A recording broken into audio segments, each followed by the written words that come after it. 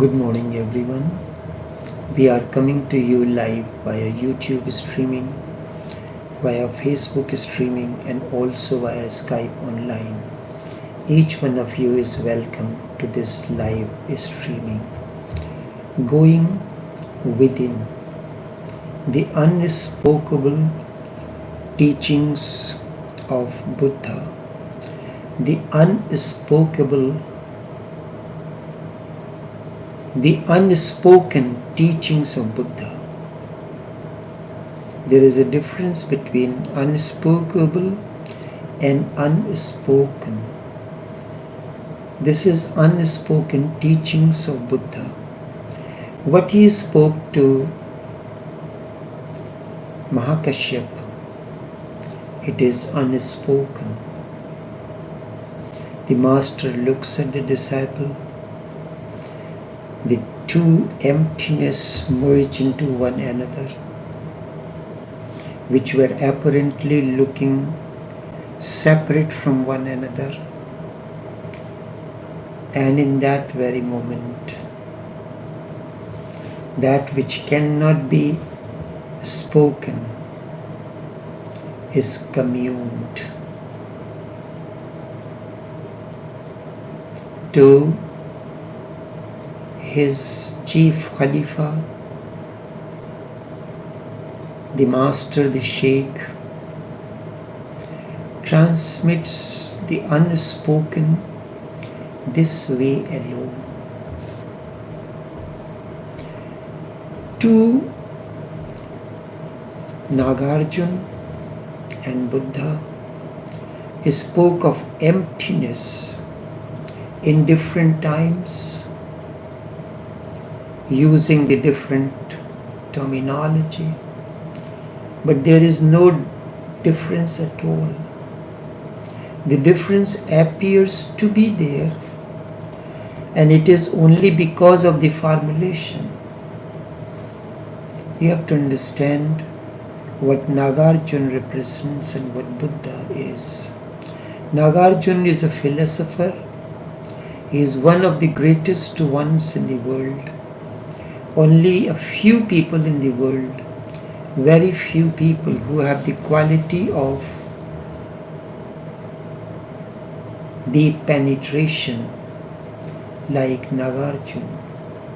So his way of talking is very philosophical, logical, absolutely logical. Buddha, on the other hand, is not a philosopher. He is a mystic. His way of saying things is more poetic than philosophical. This is the difference. Nagarjuna is saying exactly the same thing what Buddha said unspokenly. You ask the question because you are at the level of the mind.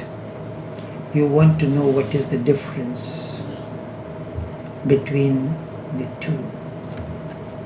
Shunya means, Shunya actually, literally means zero. Zero is, it has a boundary, but deep within there is only a space and it is empty. There is a space, and that space is the presence. You cannot touch it, but you can live in it. You cannot see it, although you can never be without it. You exist in it. It is just like fish exists in the ocean. You exist in a space, and Shunya is that space where you exist. Everything arises out of this.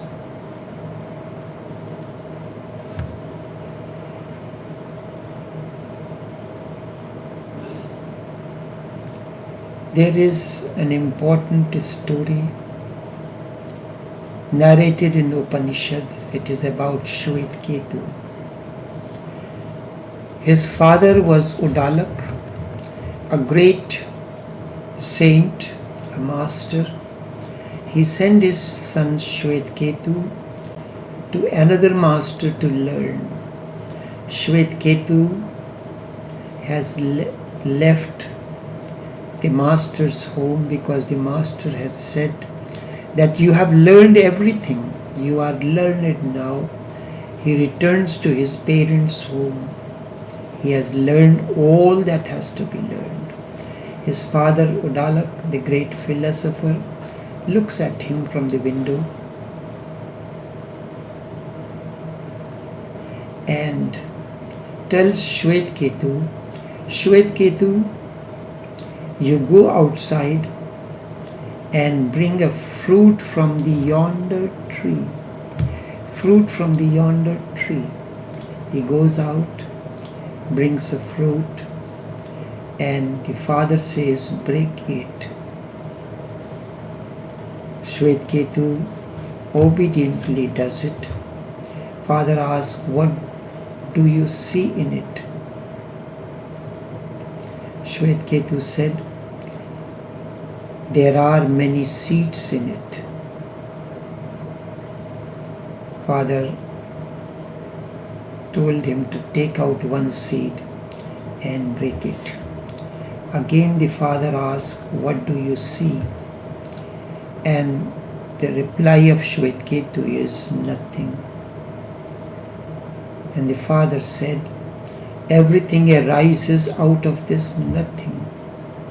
This big tree, so big that 1,000 bullock carts can rest underneath it, has arisen out of this single seed.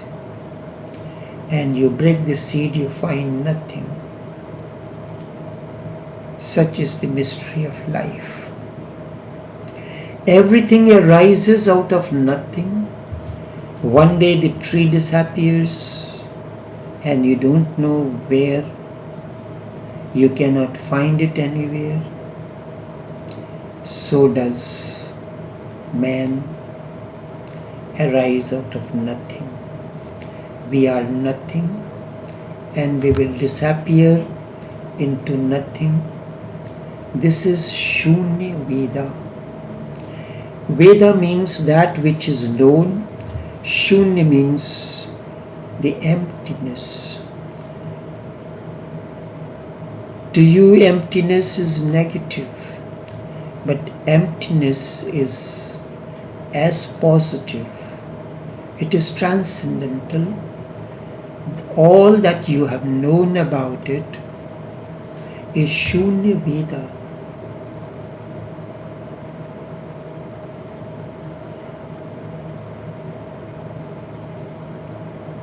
Inside the seed there is nothing, just an empty space, Shunya. You cannot see how the tree grows, sprouts out of this space which has nothing in it. And one day the tree disappears. The scientists have been amused. People are of different weight, bodily structure. When they are cremated, burned, the ashes that you get from each corpse, irrespective of his size, is only 14 ounces. Nothing more, nothing less. Whether a giant is cremated or a young one, only 14 ounces of ashes you get. Nothing more. Everything disappears into this nothing. And what did Buddha say in Avyakti Upadesh? Avyakt. Vyakt means that which is expressed. Avyakt that which is not expressed, unspoken. Avyaktiropadesh. The last, it comes from a means no, vyakt means that is unspoken, that cannot be spoken. A, not, vyakt,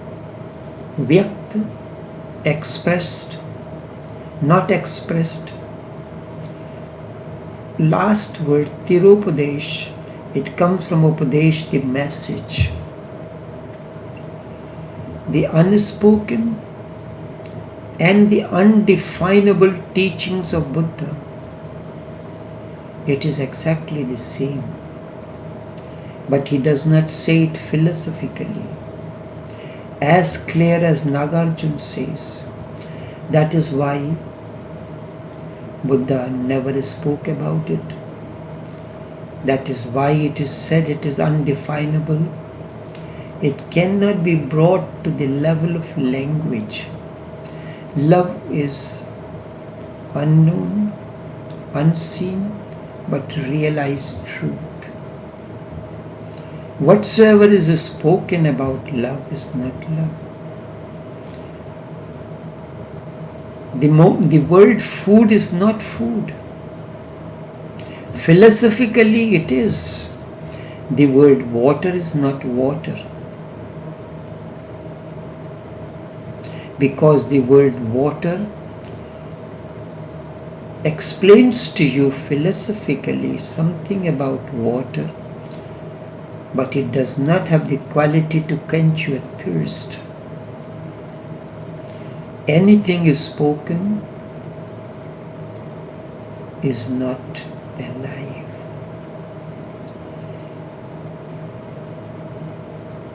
That is why Buddha's teaching remains undefinable. Undefinable. It cannot be defined. It is unspoken. It cannot be brought to the level of language. It has a silence around it. The master transfers it in the silence. When a seed enters, when there is an interaction between ovum and sperm, there is utter silence. You may be making noise, but there is utter silence. When a master transfers his energy field to prospective disciple, it is unspoken. What does transpires between a master and the disciple? No one knows, but you want it at the level of communication. It cannot be possible. One day, on Avantpindika, Buddha came with a flower in his hand. As Buddha came, all the monks stood up. Buddha just held the flower in his hand. Everyone looked at it. Many questions, many thoughts, many ideas arose in their minds. Mahakashyap was silent. Buddha, the two looked at one another. Mahakashyap simply smiled. The smile said everything that was needed to be communed. Buddha handed over that flower to Mahakashyap. It is said it was transfer of the energy field. It was the beginning of Zen Buddhism.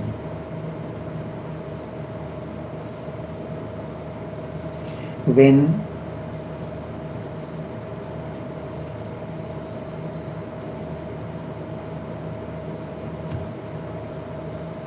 the Sufi Sheikh Maulana Abdul Ghani Khan Raziallah Ta'ala Ulu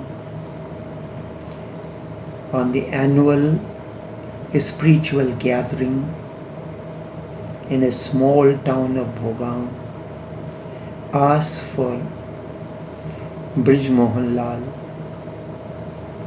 who was maybe 6 or 7 years of age, and his father Sheikh Raghuvar Dayal and uncle Sheikh Ramchandra Lalaji were also present. Maulana Abdul Ghani came in the conference hall in the Mahfil wearing the same cap which was given to him by his master at the time of his when he was initiated and the masterhood was bestowed on him. He took off the cap from the head of Brij Mohan Lal and in place of that put his cap. As he put the cap, his eyeballs went up, heartbeat changed, and it appeared that he has become unconscious. Everyone got worried. At this, the Sheikh said, Inshallah, ye marega nahi. He will not die. इसकी ज़ात से एक आलम मुनव्वर होगा. Alam means the whole group of people. Alam means the people who will come to him. Munawwar means shall get enlightened. He will be a light unto millions. When God will ask me, what did I bring from the earth? I will present this child as my Khalifa, chief disciple. This is how the masters transfer it. It is the undefinable, unspoken teachings of the master.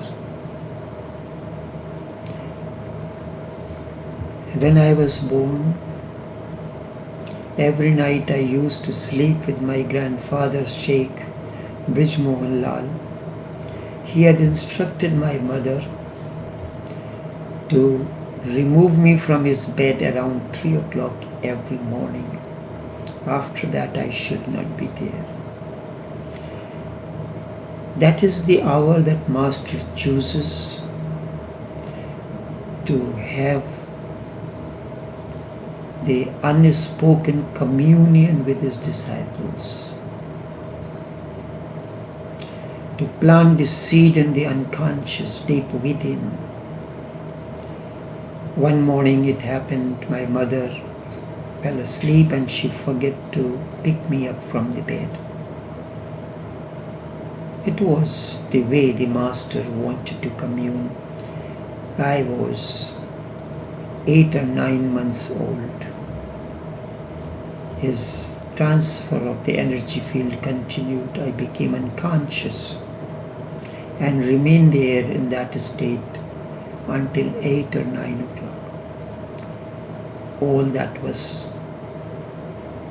to be given was undefinable, unspoken. It cannot be brought to any language. As it grows within you, it comes out of you using your own language, your punctuation, but the energy field is different. You know the flower sermon of Buddha, which I just spoke. One day Buddha comes with a lotus flower in his hand and sits silently. He said nothing. And 10,000 monks were there. They were waiting for Buddha to say something, but he said nothing. He goes on looking at the lotus flower. There is great silence. And then, with the silence, there arose great restlessness too. People started getting fidgety. What is he doing? He never did something like this before. And then one disciple out of this congregation smiles. Buddha calls this monk, gives him the flower and says to the assembly, what can be spoken, I have said to you, and what cannot be spoken, I have given to this monk. This monk was no other person but Mahakashyap. This is Avyaktiropadesh, that message which cannot be put into the words, the message that cannot be translated into language. This is indefinable message. This is the origin of Zen Buddhism, the transmission. Something was transmitted. It is not spoken. Mind to the word transmitted. Transmitted by Buddha to Mahakashyap, from a master to his disciple. The same energy field was transmitted from Sheikh Abdul Ghani to Brij Mohan Lal. Something which is nothing. On the visible plane, there isn't anything, no word, no scripture, no theory, but something has been transmitted. And what was that? That Buddha transmitted to Mahakashyap. What was that Abdul Ghani transmitted to Brij Mohan Lal? The Zen monks have been meditating on it for the past 2,500 years. What was transmitted? What exactly was given? In fact, nothing has been given from Buddha to Mahakashyap. Mahakashyap has certainly understood something which was not spoken. He understood the silence.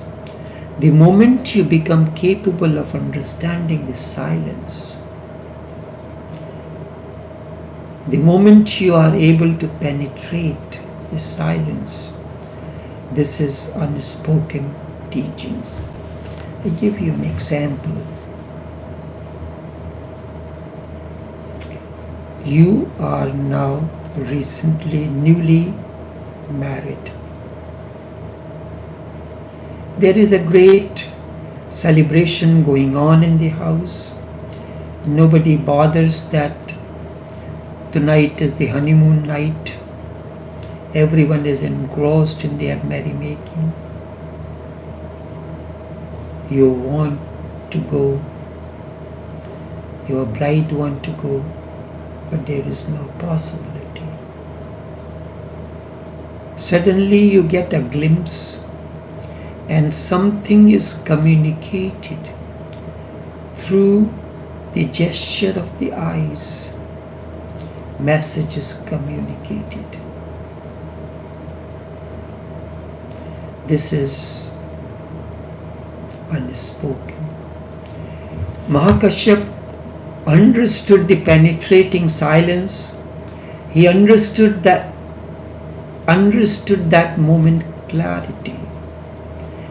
Understood that moment of clarity, that moment of utter thoughtlessness. I did not say. He understood clearly. I said understood the moment of clarity. Moment of clarity is totally different. When there is no question arising in you, there is utter silence in you. A moment of clarity, a moment of utter thoughtlessness. In that state, he became one in that moment with Buddha. Buddha and Mahakashyap became one, merged. That is exactly what meant by surrender. Not that you say, I surrender you. He understood that moment of clarity. Mahakashyap clearly understood that moment of clarity.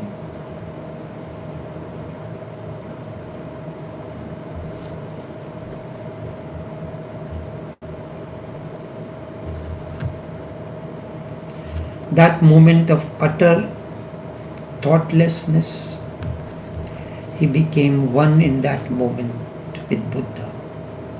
This is surrender. Not that he was doing something. Buddha was silent and he was silent. Too silent to emptiness met. Too silent, two silences. Because of the body-mind realm, the boundaries between the two rooms dissolved. It is the boundaries of the walls of the body, the known, the mind, was creating a barrier between the two silences. That moment, the walls, the visible dropped, two silences dissolved into each other, and two silences can never remain separate, remember, because a silence has no boundaries. A silence is unbounded. A silence is simply open, open from all sides. And in that great assembly of 10,000 monks, there were two silences that day, Buddha and Mahakashyap. The other remained outside. It was a meeting and merger of Buddha and Mahakashyap. That is why he smiled. There is a great congregation of all those people who are engaged in that celebration. It is only you and your bride merge into one another. That is why Mahakashyap smiled, because it was the greatest unspoken sermon ever preached by Buddha. Not saying a single thing, he had not said at all. All that could be said and all that could not be said, that too Mahakashyap understood and laughed. In that laughter, Mahakashyap disappeared totally and became a Buddha, became awakened. The flame from the lamp of Buddha jumped into Mahakashyap. This is transmission beyond scriptures. Transmission beyond scriptures. It is also known as the flower sermon. It is unique in the history of human consciousness. That is why it is called Avyaktiropadesh. That message, that Upadesh, which is Avyakt means which is not known, व्यक्त नहीं हुआ है. It has not been expressed, unexpressed, unspoken, unuttered. Silence became so substantial, so silent, so real, so existential. Silence became tangible in that very moment. It is the silence that spoke. Buddha was nothing. Mahakashyap also understood what it means to be empty and utterly empty. This is Buddha's poetic expression of Avyaktiropadesh, poetic expression of the silence. On the other hand, Nagarjuna is a philosopher. He has logic.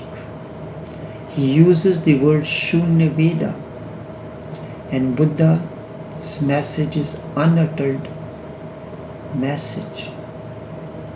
Nagarjuna is one of the disciples of Buddha and one of the most penetrating intellect ever.